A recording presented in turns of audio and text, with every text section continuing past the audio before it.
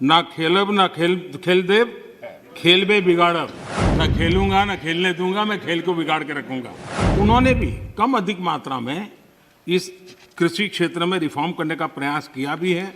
और हम तो वो हैं जिन्होंने 1500 कानून खत्म किए थे। हम प्रोग्रेसिव पॉलिटिक्स में विश्वास करते हैं, हम रिग्रेसिव पॉलिटिक्स में जाना नहीं चाहते हैं। और इसलिए, और भोजपुरी में तो एक कहावत है, कुछ लोग ऐसे हैं, भोजपुरी में कहावत है, ना खेलब ना खेल देव, खेलबे बिगाड़ब। न खेलूंगा न खेलने दूंगा, मैं खेल को बिगाड़ के रखूंगा।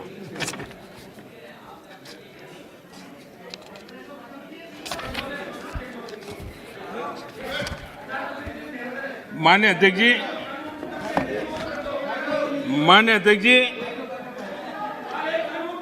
देश का सामर्थ्य बढ़ाने में सभी का सामूहिक योगदान, कश्मीर से कन्याकुमारी तक, कच्छ से लेकर कामाख्या तक, जब हर भारतीय का पसीना लगता है तब जाकर के देश आगे बढ़ता है। मैं कांग्रेस के साथियों को याद दिलाना चाहता हूं कि देश के लिए पब्लिक सेक्टर जरूरी है तो प्राइवेट सेक्टर का भी भागीदारी उतनी ही आवश्यक है। सरकार ने मोबाइल मैन्युफैक्चरिंग को प्रोत्साहित किया, प्राइवेट पार्टियां आई, मैन्युफैक्चरर्स आए।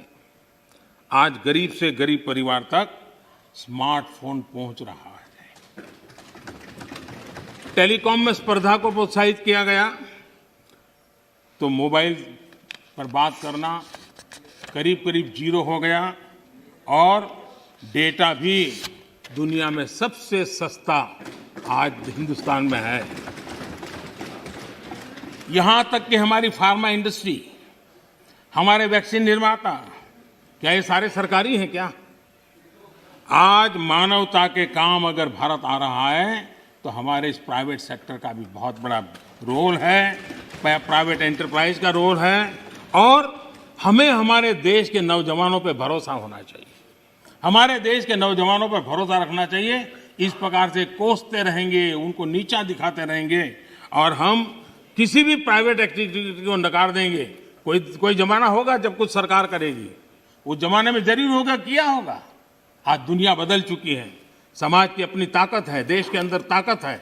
हर एक किसी को अवसर मिलना चाहिए और उनको इस प्रकार से बेईमान घोषित करना, उनके लिए गंदी भाषा का प्रयोग करना, ये कल्चर किसी जमाने में वोट पाने के लिए काम आया होगा, आज वो आने वाला नहीं है। कृपा करके हम, और मैंने लाल किले पर से बोला, वेल्थ क्रिएटर भी देश को जरूरी होते हैं, तभी तो वेल्थ बांटेंगे। गरीब तक वेल्थ बांटेंगे कहां से, रोजगार देंगे कैसे? और सब कुछ बाबू ही करेंगे। आईएएस बन गया मतलब वो फर्टिलाइजर का कारखाना भी चलाएगा, आईएएस हो गया तो वो केमिकल का कारखाना भी चलाएगा, आईएएस हो गया वो हवाई जहाज भी चलाएगा। ये कौन सी बड़ी ताकत बना के रख दी है हमने? बाबुओं के हाथ में देश दे करके हम क्या करने वाले हैं? हमारे बाबू भी तो देश के हैं, तो देश का नौजवान भी तो देश का है। हम हमारे देश के नौजवानों को जितना ज्यादा अवसर देंगे, मुझे लगता है उसको उतना ही लाभ होने वाला है। माननीय अध्यक्ष जी,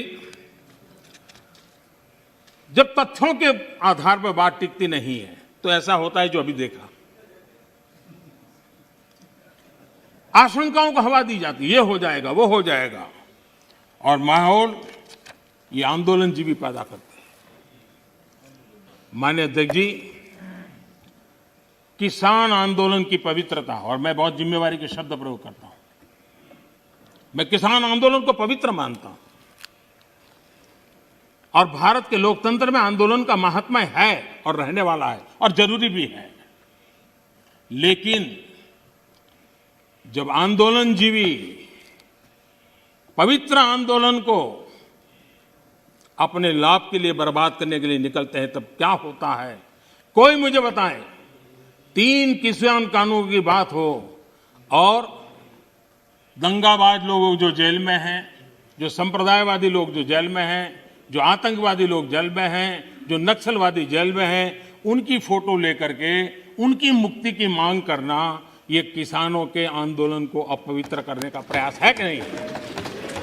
माननीय अध्यक्ष जी, इस देश में टोल प्लाजा इस देश में टोल प्लाजा सभी सरकारों ने स्वीकार की हुई व्यवस्था है। टोल प्लाजा इस देश में सभी सरकारों ने की हुई व्यवस्था है और उस टोल प्लाजा को तोड़ना, उस टोल प्लाजा को कब्जा करना, उस टोल प्लाजा को न चलने देना, ये जो तरीके चले हैं वो तरीके क्या पवित्र आंदोलन को कलंकित करने का प्रयास है कि नहीं? जब पंजाब की धरती पर सैकड़ों की तादाद के अंदर, पंजाब की धरती पर सैकड़ों की तादाद के अंदर जब टेलीकॉम के टावर तोड़ दिए जाएं, क्या वो किसान की मांग से सुसंगत है? क्या किसान के पवित्र आंदोलन को बर्बाद करने का काम आंदोलनकारी ने नहीं, आंदोलनजीवियों ने किया हुआ है। और इसलिए देश को आंदोलनकारी और आंदोलनजीवियों के बीच फर्क करना बहुत जरूरी है और देश को इन आंदोलनजीवियों से बचाना वो भी उतना ही जरूरी है। अफवाहें फैलाना, झूठ फैलाना, गुमराह करना और देश को दबोच करके रख देना, देश बहुत बड़ा है, देश के सामान्य मानवी की आशा आकांक्षाएं बहुत है और उनको लेकर के हमने आगे बढ़ना है और उस दिशा में हम प्रयास कर रहे हैं।